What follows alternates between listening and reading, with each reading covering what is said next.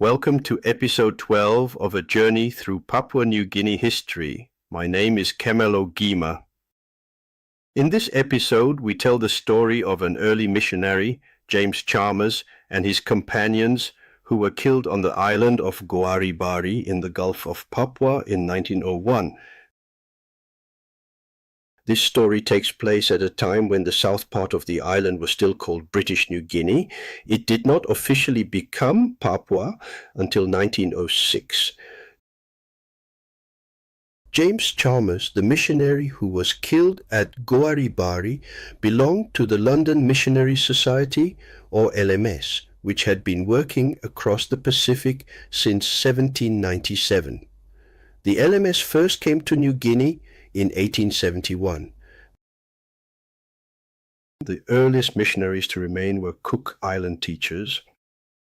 They settled on the south coast and they had set up the LMS headquarters at Port Moresby in 1874. Later that year, the Reverend William Laws arrived to lead the new mission. He and his family became the first permanent European residents in Port Moresby. Another experienced LMS missionary called James Chalmers arrived at Port Moresby in 1887 to join William Laws. Chalmers had already spent 10 years as a missionary in other islands of the Pacific. In British New Guinea, Chalmers worked first at Suo Island and after that travelled widely along the south coast. He visited many villages and also explored inland in some places. Adventurous and confident, Chalmers soon became well known along the south coast and also in Australia and Britain, where he had published books and written many articles for newspapers. After more than 20 years of travelling among the peoples of New Guinea, he had no fear of going into new places. Chalmers did not expect that his journey to Goaribari Island would be his last.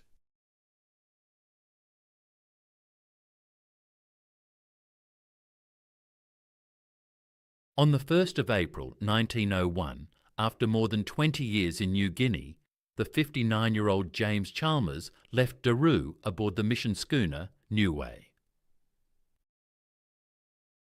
His destination was the island of Goaribari, where he planned to open a new mission station. There was one serious problem. The Goaribari people, although they were little known to outsiders, had a reputation for being violent. Government officials warned Chalmers not to go without armed protection, but he chose to ignore their advice. On the 7th of April, Chalmers' boat anchored at the place shown by the number 1 on this map, not far from Dapima village. Canoes quickly surrounded the ship, and the islanders called for the visitors to come ashore. Chalmers promised he would come the next day.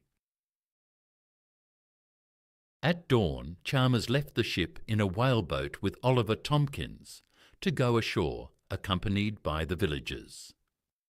A local teacher named Naragi and 10 mission students, most of them from Kiwai Island, went ashore with them. Chalmers told the crew they would all be back for breakfast.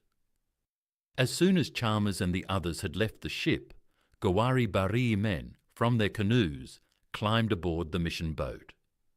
They stole everything they could find, while the crew was powerless to stop them. The crew waited for Chalmers and the others to return. His visit ashore was meant to be brief, but breakfast passed, then the whole day, and there was still no sign of him and the others. By evening, the captain of the boat, Bob Sadaraka, feared the worst.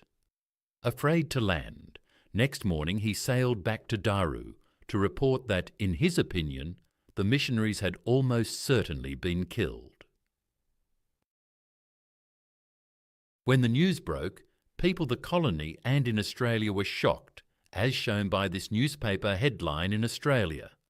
Although Chalmers was not the only one killed, he had become a prominent and trusted figure, known far beyond the mission itself. the Lieutenant Governor of British New Guinea, George Leigh Hunt, felt he had to respond, both to recover the remains and to show that such an attack could not go unanswered. He made immediate plans to lead an armed expedition to Goaribari. He sailed from Port Moresby on the government steamer Merry England, accompanied by 2 smaller vessels. About 50 armed men went with him, including police, officials, and several missionaries.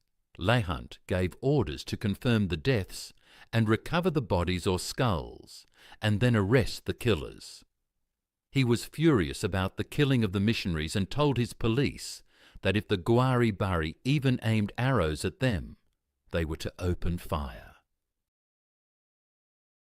They anchored near the island shown by the number 2 on this map and rowed ashore in smaller boats. When they approached the villages, the Goaribari people tried to stop them entering, and the officers and police began firing their guns.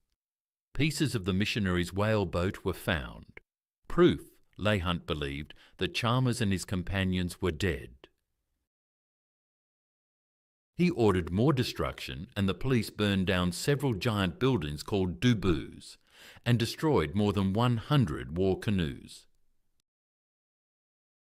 In his report, Leigh Hunt said that over 2 days of fighting, 24 Goaribari people were shot dead and 3 wounded. Only 1 man was captured, a man from Dopima village named Kameri. Through a policeman who spoke the language, Kameri told them what happened.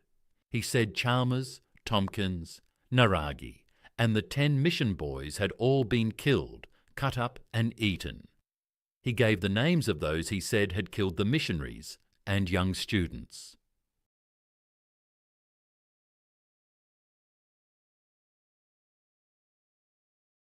Leigh Hunt returned to Port Moresby, but vowed that he would come back to Goaribari to find the skulls of Chalmers and Tomkins and capture the killers.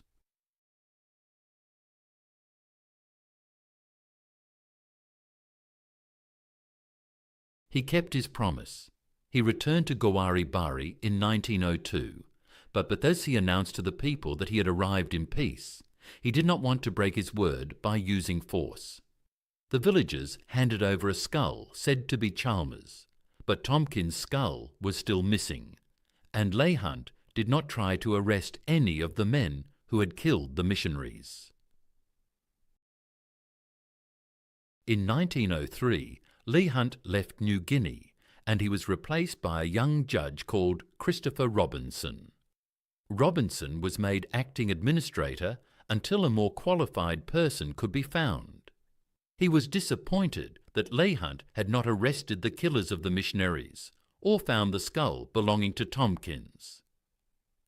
As the new man in charge, he believed it was his duty to complete these tasks. He decided he would sail to Goaribari and capture some of the men as hostages. He thought this would force others to give up Tomkins' skull and surrender the killers. Robinson sailed from Port Moresby on the Merry England and arrived at Goaribari on the 5th of March 1904. He had 40 police and several European officers. The villagers, thinking the visitors had come in peace, came aboard the Merry England to trade. On the 2nd day, one of the accused killers, whose name was E. Arki, stepped onto the deck. Robinson ordered his police to arrest him and a few others he wanted as hostages.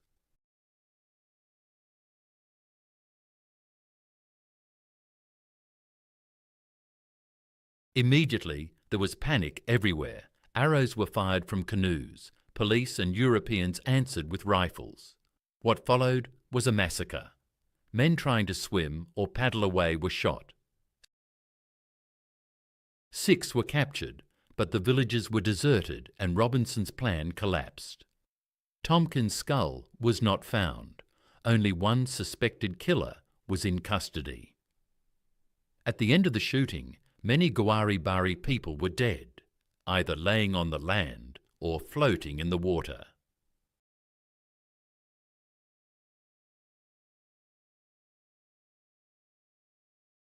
The killings did not remain hidden. The missionary Charles A. Bell, who was at Papua Island near Milne Bay, was horrified when he heard the news. He went to Australia and he demanded that the government should hold a royal commission to inquire into what happened. He accused Robinson of tricking the Goaribari people and of leading a shooting operation in which around 60 people were killed. Australian newspapers seized on the story. Robinson was denounced as a murderer.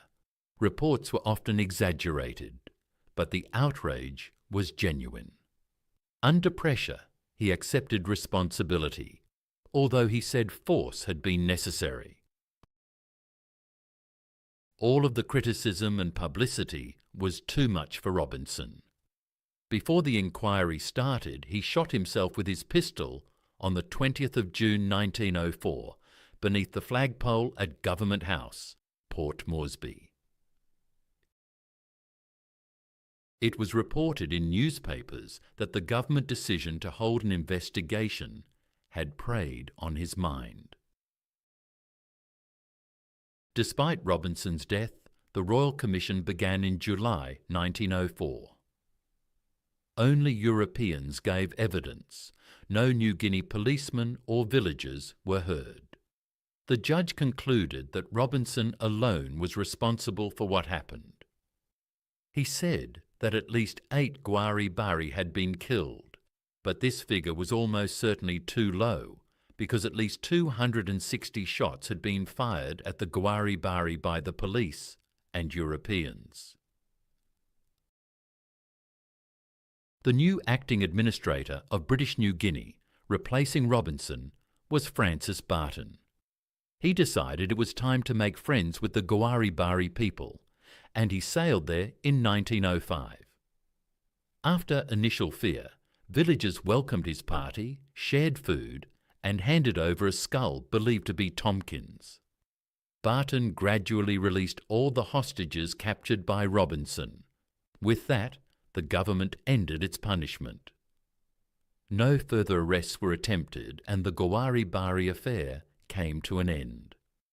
More than 100 years after the deaths of the missionaries and their supporters in Papua New Guinea, their story is still remembered. People with strong Christian beliefs see Chalmers and his companions as innocent victims. In April 2018, a memorial service was held in Port Moresby to mark the anniversary of their deaths. Leaders from Gulf Province spoke of repentance, forgiveness, and reconciliation. Others, however, focus on what happened next. Justice in Britain meant finding and punishing the person responsible. In Papua New Guinea, that principle was often abandoned. Historian John Wyco called this a double standard. Europeans demanded that Papua New Guinea people abandon payback killings. Yet colonial governments used punitive expeditions that punished whole communities, and as at Goaribari, many innocent people were killed. This reminds us that the story of James Chalmers is not only about faith and sacrifice, but also about power, misunderstanding, and the lasting impact of colonial rule. As we have seen, the story of James Chalmers tells us more than the fate of missionaries. It shows how fragile understanding was between New Guineans and the colonial world that was taking control of their land.